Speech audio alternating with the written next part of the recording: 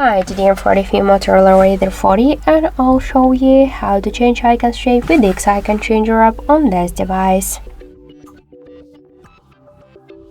So first we should open the Play Store app and in the search pool enter the X-Icon Changer. So now we should get this application, that's why tap the install button and wait a couple of seconds.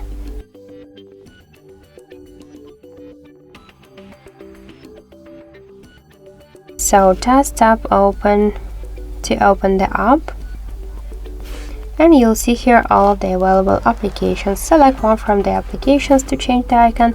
Here you could rename it by tap to this edit icon. We got here library with the different folders with the icons. We could use them or to use folder from the device gallery, or also we can make a picture right now in camera app.